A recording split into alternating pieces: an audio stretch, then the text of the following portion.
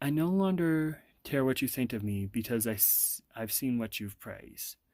That's just, and it can be said multiple ways, but it's just sort of one of those interesting mantras I've heard recently about how people have just given up on what people think of them because everything they kind of approve of does not align with the values that that person actually holds.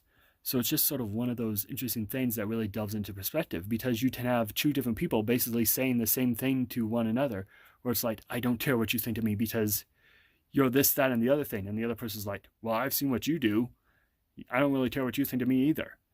And so it's just one of those interesting things. And I just kind of really find that perspective interesting because it can be so interesting with character writing and so forth.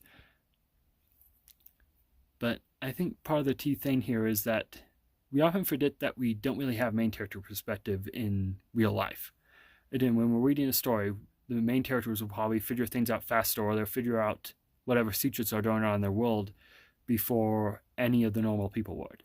Yet, in our real lives, we generally won't really have that advantage in a sense. So it just to be kind of an interesting thing where it's like we're here, hearsay or whatever. We hear a lot of things we may not actually know the truth about it unless we actually do deep dives in investigating stuff. And even that can be hard at times for whatever reason. So the thing is that you shouldn't really trust everything you hear or see or read online, whatever.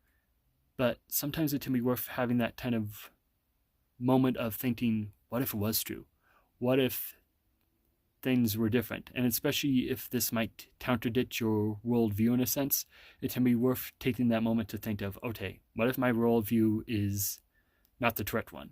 And that kind of is one of those things where you have to have the confidence to be like willing to admit you to be wrong.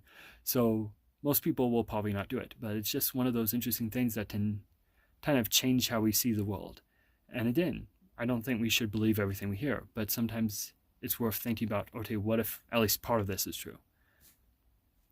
And then I'm kind of thinking of this term of if half of what I knew is, if half of what I've heard is true, you wouldn't be singing that tune.